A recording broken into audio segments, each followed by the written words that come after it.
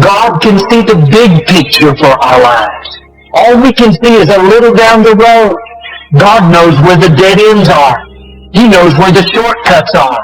He's ordering your steps. I used to just thank Him for the open doors, but now I thank Him just as much for the closed doors. Because if it's not supposed to be mine, I don't want it. If God is closing a door, don't fight it. If you tried your best and it didn't work out, yes, be persistent. But at some point, you have to accept it as God's plan and move on. That's a sign that God has something better. You know, everybody got the same story. We just got different details. And like I always say, life is 10% what happens to you. It's 90% what you do about it. So the first step is getting completely and brutally honest enough to say, I am tired of myself. When you say I'm sick and tired of being sick and tired, that's the facilitator of change. That's when you're ready to say these words, no more excuses. No more excuses. I went to Kent State, I dropped out. I didn't drop out, I flunked out. Now that threw my life into a spiral, but because I didn't have a college degree, I could not let that stop me. And like you're doing, where you're saying, all my friends at this age are settling real careers, you don't even know if they're happy or not. Stop comparing yourself to others. So the first thing we do is stop focusing on other people. Instead, focus on being the best version of you that you can. Then you'll recognize that you deserve to sit at the big table with everybody else after you become the best that you can do. Now, once you've accepted that you have as much right to success and much right to succeed as anybody else, the next step is learning how to talk the talk.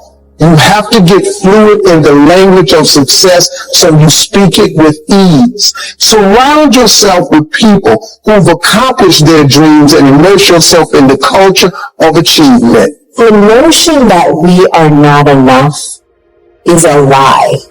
And I think more young people need to know that. That like when you have that thought that you're not enough, that's based on a lie that somebody said to you. Or a lie that somebody did to you. Like somebody said or did something to you to make you feel like you're not enough. And that's not true. That you are everything that you need to be. That you have everything that you need to have to be the person that you're meant to be and to be the best version of who you're meant to be. It may mean that you have to work really hard, and it may mean that you have to ask for help, but you are perfectly blessed. You know, you are exactly who you're supposed to be joyful in this life. So don't be afraid to work hard, and don't be afraid to ask for help so you can get there, because that's your truth. The number one job is to become more of yourself and to grow yourself into the best of yourself. You can always better your best. You can always go beyond anything that you have ever done. You never hit a state of perfection. You're always bigger than what you do. And so all you're looking for are new breakthroughs to practice and practice and practice. You'll get better and better and better. And there's still some things that will happen to you that will catch you on the blind side that you did not anticipate. You get knocked down, but you won't be knocked out. You'll be able to get to your feet again. Be on the ropes. You'll have a fast recovery rate when you work on yourself. Hard work matters. Why does hard work matter? Hard work matters strategic because if you make more phone calls, you do the old adage, right? Show up earlier than everybody else, leave later.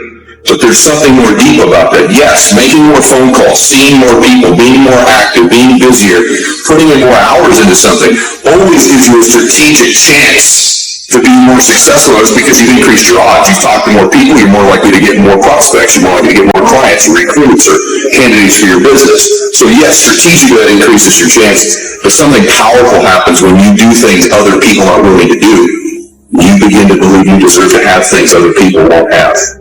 And that's what gets you a seat at the table of success. Now, once you're there, it's a dogfight. It's a dogfight of skills and talents and luck and faith and circumstance and blessing and all that stuff. But just to get to the table, to get into the room, you have to believe you deserve to be there. And so again, I want to say this to you. The hard work part plays into shifting your identity. That over time, not even that long a period of time, when you're doing the things others are unwilling to do, you begin quietly to begin to believe that, oh, I deserve to be rewarded in ways these other people aren't going to be rewarded because I'm doing the things others won't do.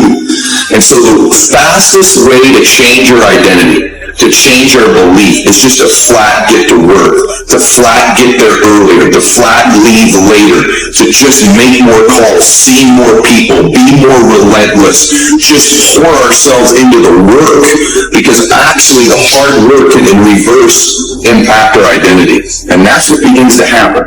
When you start to do those things they won't do, you begin quietly to change your belief, that you begin to believe, oh, I deserve to sit at the table with these other people who do the things other people aren't willing to do. All right, now, here's what I want to do. I want to share with you how you can begin to make this your decade. How many of you know within yourself, if you ask yourself the question, have I done all that I'm capable of doing or being and living up to my potential, how many of you have to really answer, no, I have not done all that I can do? Raise your hands, please. Okay, very good. Now, here's what we know. That people don't do what they know in life, but what they do is they operate within the context of the vision they have of themselves. So what I want to share with you is how to begin to get a larger vision of yourself and how to begin to make this your decade. Because in order to do that, it's going to be very challenging. It's going to require a lot of work on your part, an ongoing process of personal and professional self-mastery. And it's going to require that you begin to see yourself worthy of the requirements in terms of effort, in terms of commitment, in terms of action, in terms of preparation, or whatever it is that you need to do in order to take your life where you want to take it. So one of the first things I ask you to do is I want you to look at your life right now and think about something that's important to you, something that gives your life a sense of value. Think about something that you'd like to have, or something you'd like to create for you or your family or for society. I want you to hold this thought in mind. Now, one of the first things I want you to do is don't worry about the inner conversation that you're going to have. Don't worry about how you're going to do it. That's going to come. You're going to develop a plan of action. You will find a way. You'll become the kind of person that can attract the people, the resources, and everything you need in order to make that become reality. I was born in Liberty City on a floor on 62nd Street. A twin brother and me. When we were 6 weeks of age, we were adopted. When I was in 5th grade, I was identified as EMR, labeled educable mentally retarded, and put back from the 5th grade into the 4th grade, and stayed in that category until I got out of high school. I have no college training, but here's what happened. I had an intervention in my life. A man who saw something in me at a time that I did not see something in myself. I never forget being in his class one day waiting on a friend of mine who was there to rehearse for a play. He did not show up, and he asked me to go up to the board and write something on the board. And I said, I can't do that, sir. He said, why not? I said, well, I'm in a special education class. He said, what do you mean? I said, go up to the board and write what I'm about to tell you. I said, I can't do that, sir. Why not? I'm educable mentally retarded. And he came from behind his desk. He said, don't ever say that again. Someone's opinion of you does not have to become your reality. And that changed my life. It was Oliver Wendell Holmes who said that once a person's mind is expanded with an idea or a concept, it can never be satisfied to going back to where it was. So some of you are going to experience a breakthrough. Some of you are going to go back and look at your dreams and brush them off. Some of you are going to begin to look at yourself and say, hey, look here, I know I have not done all that I can do. Whatever goal that you have in mind, I want that to be a goal that will challenge you, something that will make you stretch. It was Osteen who said, unless you attempt to do something beyond that which you've already mastered, you will never grow. What is it that you looked at some point in time and you decided that you couldn't do it? That you talked yourself out of it? Whatever it is, bring it back out there. How are you going to do it? That will come to you in due time. So you don't get in life what you want, ladies and gentlemen. You get in life what you are, not what you want. You see, the good news is that we can always become more by working to develop ourselves. So the first process of making this your decade, you've got to begin to take a look at your life and look at where are you right now? What are your strengths? What are your weaknesses? What gives your life a sense of fulfillment, a sense of joy? What does a full, rich life means to you? What is it that you could love doing 7 days a week that'll bring a smile to your face? Think about that.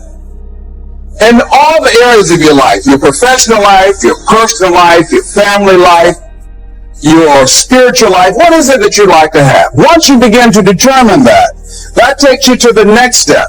And that is, once you decide what it is that you want, now you've got to decide that you deserve that. Repeat after me, please. I deserve the best that life has to offer. I deserve the fine. I'm telling you, for things to get better, you got to get better. Don't ask for it to change out there. Ask for you to change here. Don't ask for a more favorable wind. We call that naive. Don't ask for better seed, better soil. This is the only planet you got. Just ask that you can get wiser and stronger and better and be able to take care of your own responsibilities. Get better. Learn how to handle the seasons better. Let's go through them. Learn how to handle the seasons of life. Number one, learn how to handle the winters. It's all kinds of winters. The winter when you can't figure it out. The winter when it all goes wrong. The winters of your life. The winter of a divorce. The winter of a death in the family. The winter of a tragedy. Some things we can't understand. But here's what we do know. It's possible for us to get through the winter. Here's what's exciting about the passing of time. It takes you through whatever you're experiencing at the moment. That's what time will do. Take you through the winter. But here's what you got to do in your own personal development, your own personal growth. And that is just get better at handling the winters. You can't change the winter. You can't change the seasons. But you can change yourself. So what can I do about the upcoming winters of my life? Challenges that I know I'm going to face. Here's what you can do. You get wiser, stronger, and better. Go home smarter than you came. Go home with more ideas than you came. Next, get stronger. You can develop the muscle. You can develop the courage muscle. You can develop the inspiration muscle. You can develop the dedication muscle. You can get stronger. There's anybody here that can't get stronger?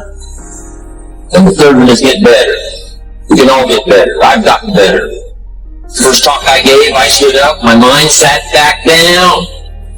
But here's the secret to my success. I stood up and did it again. I stood up and I did it again. And I did it again and I did it again all those many years ago. I did it when I was scared and I did it when I didn't want to and I did it when I was ill. And I did it when it didn't work well, and I did it when they didn't appreciate it, and I didn't a lot of times when I didn't know much what I was doing. I just did it anyway. I got better. I got better day by day, and week by week, and month by month, and I'm asking you to do the same thing until you can develop a long arm and a long reach, until you can develop influence that won't quit. Touch people next year you couldn't touch this year. Touch people now you couldn't touch before. Conduct a meeting now you couldn't conduct before. Heart and soul now, mixed in there that wasn't there, missing before. I'm asking all of you to get better in spite of the winters, in spite of the downturn. The money downturn, the social downturn, the personal downturn, whatever it is. Just get stronger. Get better. We've all got those personal winters. The key is not to wish for a better winter. Key is to wish for more strength, more wisdom, more courage, get better, get wiser, get stronger. There's no winter that you can't overcome. There's no winter that you can't figure out how to survive. Winters don't last forever. Hang on.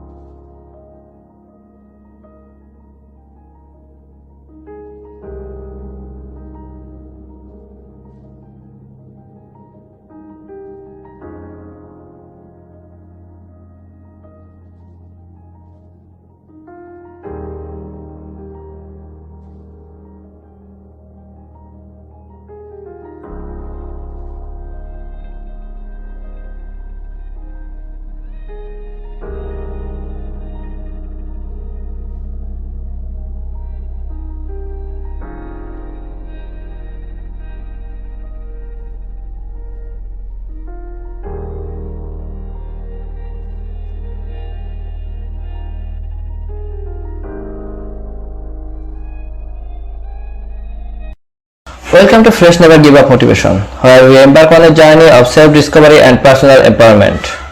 Today we are diving into a topic that has the potential to transform your life, the power of self-awareness.